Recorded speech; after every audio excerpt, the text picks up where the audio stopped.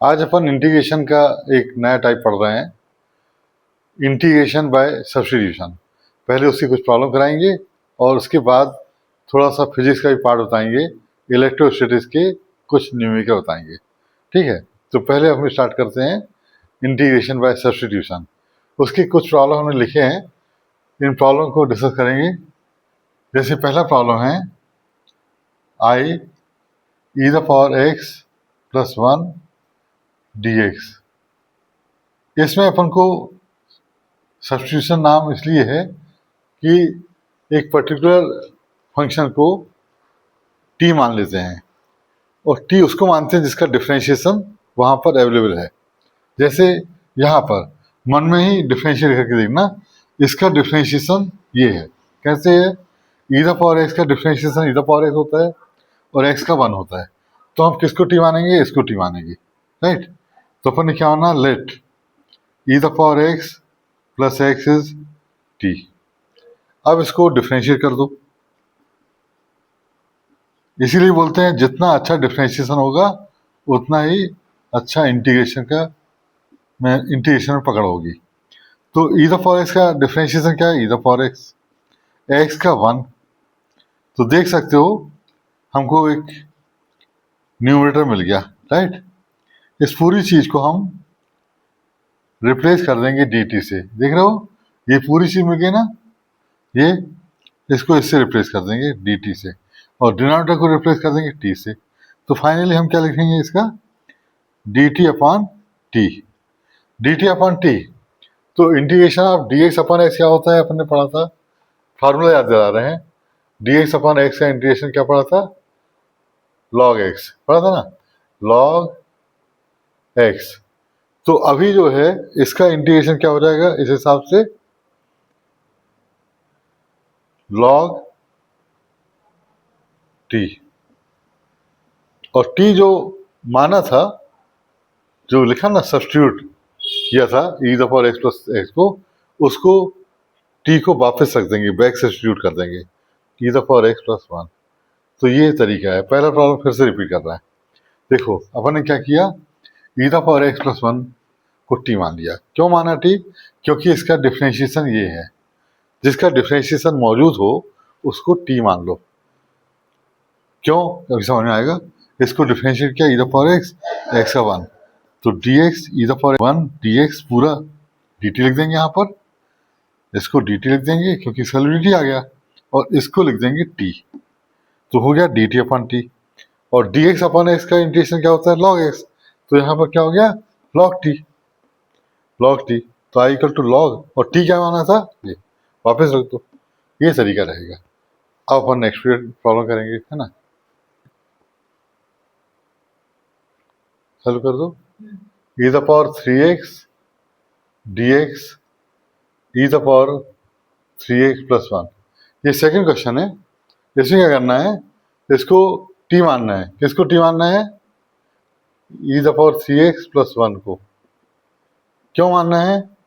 क्योंकि इसको डिफरेंशिएट करोगे तो ये आएगा। कैसे आएगा देखो, इसका डिफरेंशिएशन क्या होगा?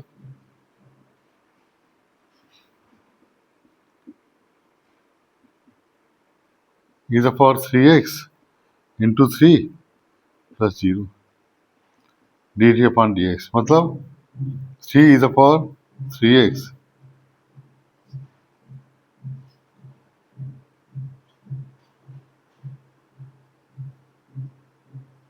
पुट कर दो।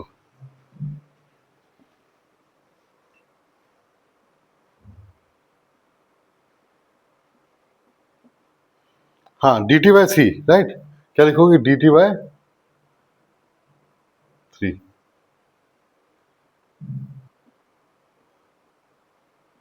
बिल्कुल सिंपल प्रॉब्लम करा रहे हैं अभी हम, फिर यही लेवल टफ हो जाता है।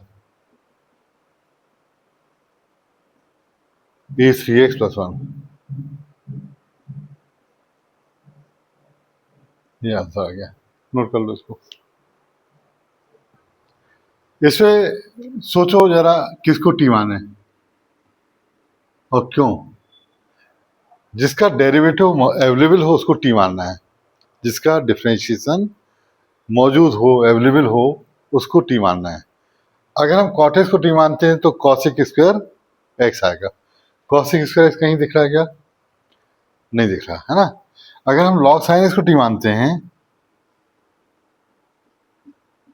तो डी वाई डी एक्स मन में करके देख लो, 1/sin x, और साइन एक्स का डिफ्रेंशिएशन कॉस एक्स, चेन रूल से, मतलब फाइनली कॉट एक्स आ गया। तो वो तो है, तो हम किसको टी मान लें?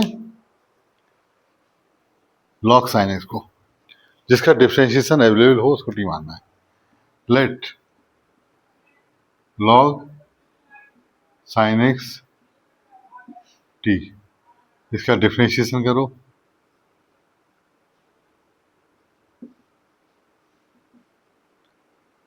One upon sine x, sine का डिफ्रेंशिएशन कॉस एक्स, तो क्या हो गया? कॉट एक्स, और डी एक्स को यहाँ ले आओ तो पूरा अपन ने देखा जम गया, ये पूरा डी टी हो गया, राइट।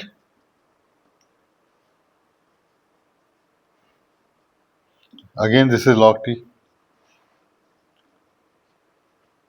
और टी मतलब log log sine x.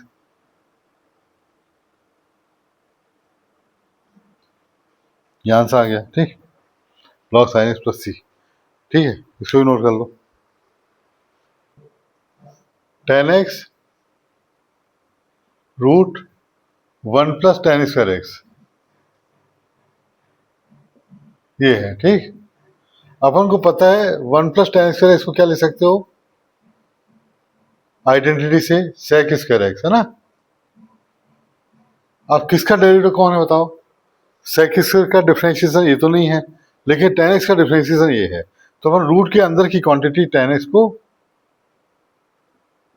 t मान लिए, इसको डिफरेंशिएट कर दो, माना लेट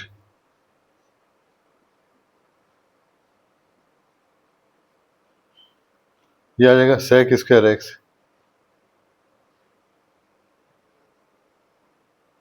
dt। तो अब क्या होगा? i = √10 मतलब √t, है ना। tan x को t रख देंगे अपन, यहाँ पे tan x को t रख दिया, और sec² ds को क्या लिख देंगे? dt। तो क्या बन गया? t⁴1/2 dt, t⁴1/2 + 1 t⁴3/2 + c, तो आ गया 2/3 t मतलब क्या था भाई? tan x आ गया।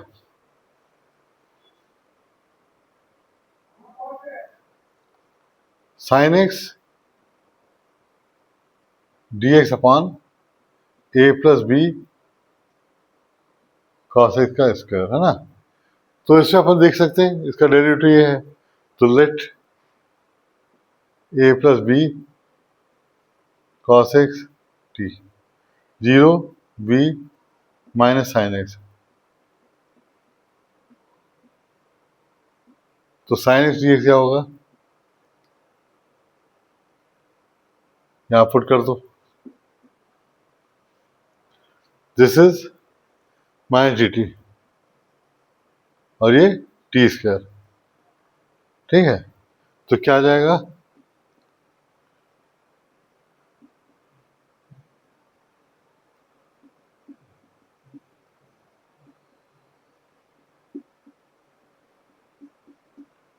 ये आएगा i = -t⁴ means 1/t only. तो t क्या माना था अपन ने? a + b cos x + c, answer आ गया, इसको भी नोट कर लो। थर्ड हम करा रहे हैं, तो 4x dx √10 x है, तो इसको पहले ब्रेक कर दो, sec² x sec² x दो बार लिख दो।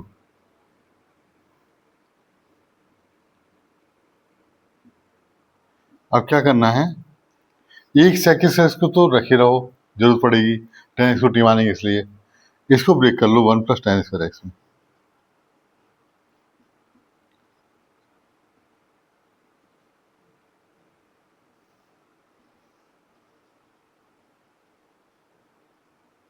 अब देखो, अब क्या करना है, 10x को t मानना है। तो इसका क्या होगा, 10 का sec स्क्वायर x है ना।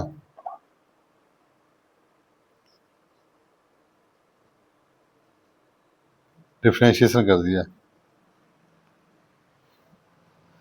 तो आ गया sec square x dx dt। अब यहाँ रख दो, क्या क्या आना है, 10x को t मानना है, 1 प्लस टी स्क्वायर, इसको dt हो गया ये अपॉन रूट टी। अब अलग अलग डिवाइड कर दो, 1 अपॉन रूट टी मतलब 1 टी की power 1/2, t square root t मतलब टी की पावर 1/2। तो ये आ गया टी की पावर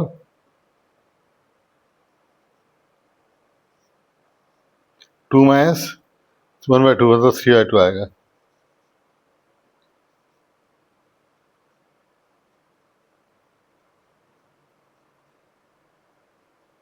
हम यहाँ कर दे रहे हैं कंट्रोल, यहाँ कर दे, ठीक। टी की पावर माइनस 1/2 प्लस 1, 1/2 प्लस 1, ये इंटीग्रेशन का फार्मूला है। यहाँ टी की पावर 3/2 प्लस 1, 3/2 प्लस 1, ठीक। तो ये आएगा टी की पावर 1/2 और 1/2, और ये आएगा टी का पावर 5/2 और अपॉन 5/2, ठीक। तो ये आएगा 2 रूट टी, और ये आएगा 2/5, टी 5/2 मतलब टी स्क्वायर रूट 2 है ना, रूट टी। तो अब रख दो रूट 2 tan x, टेन ना, 2/5 tan square x root 10x, ये आंसर आएगा, ठीक, प्लस सी, ये आंसर होगा। हाँ,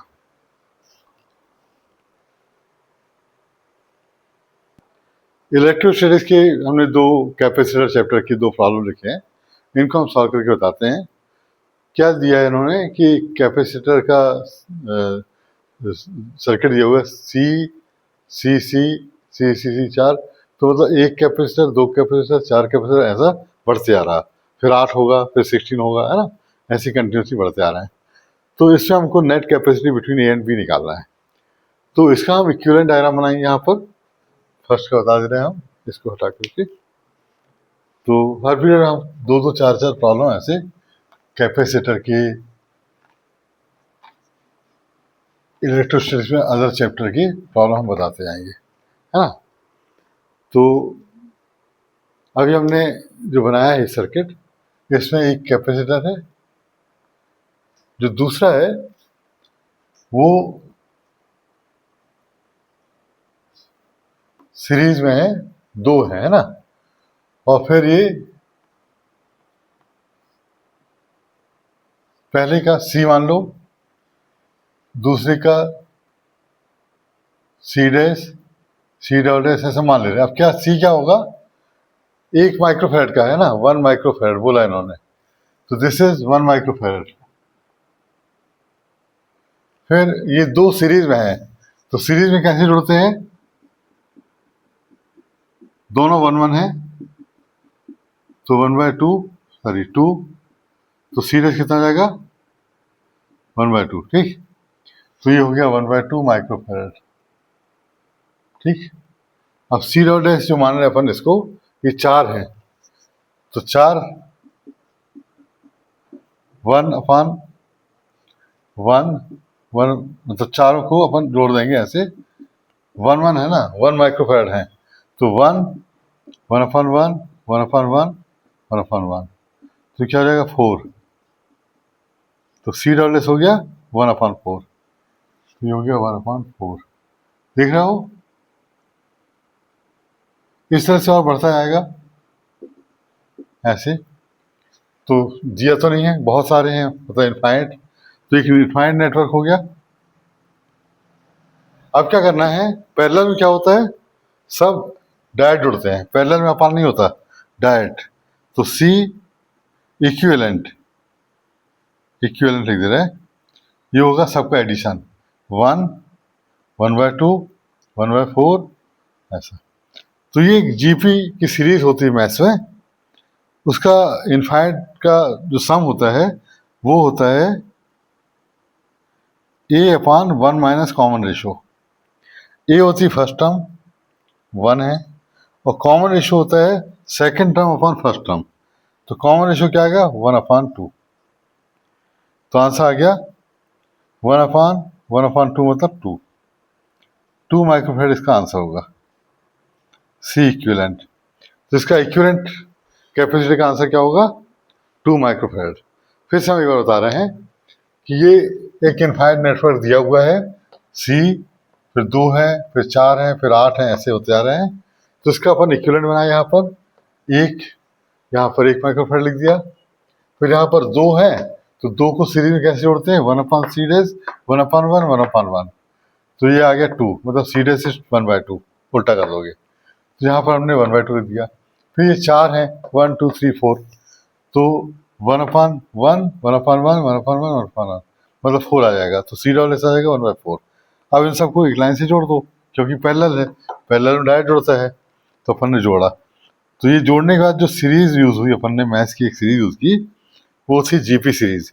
जीपी सीरीज का हमने बता दे रहे हैं क्या होता है। जैसे कोई जीपी सीरीज है ए आर स्क्वायर, ऐसी सीरीज है, इनफाइनाइट टर्म की सीरीज है। तो इसका सम चाहिए, तो सम का फॉर्मूला होता है a/1 minus common ratio. A is first term, common ratio होता है दिस अपॉन दिस, और दिस अपॉन दिस, मतलब second term upon first term, इसको बोलते हैं कॉमन रेशियो। तो कॉमन रेशियो, तो अपने वाली प्रॉब्लम में कॉमन रेशियो कितना आ गया 1/2। दिस अपॉन दिस करोगे 1/2 आएगा, ये अपन ये करोगे तभी 1/2 आएगा। तो कॉमन रेशियो आ गया 1/2, और फर्स्ट टर्म क्या है 1 है, फर्स्ट टर्म क्या है 1, कॉमन रेशियो 1/2। ये फिर सॉल्व करके आ गया इतना। तो इस तरह से करना, इसको नोट कर लो अच्छे से। नेक्स्ट प्रॉब्लम में देखो, ये 3 कैपेसिटर है, चौथा यहाँ पर है। अगर 3 कैपेसिटर इस तरह से जुड़े हैं, ये इससे शॉर्ट कर दिया, ये इससे शॉर्ट कर दिया, राइट। तो इन तीनों का मतलब क्या होता है, ऑल द 3 आर पैरेलल। तो ये तीनों क्या हो जाएंगे पैरेलल, ऐसे बना सकते हो।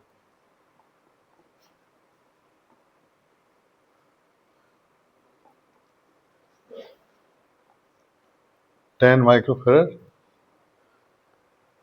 2 माइक्रोफेरेड, 3 माइक्रोफेरेड, और ये 5 माइक्रोफेरेड। जब तीनों पैरेलल में तो कैसे जुड़ेंगे डायरेक्ट, 2 + 3 + 5, 10 माइक्रोफेरेड सीरीज आ गया। अब देखो ये 10 आ गया, तो इसका इक्विवेलेंट आयरन क्या होगा 10, और इसका 10।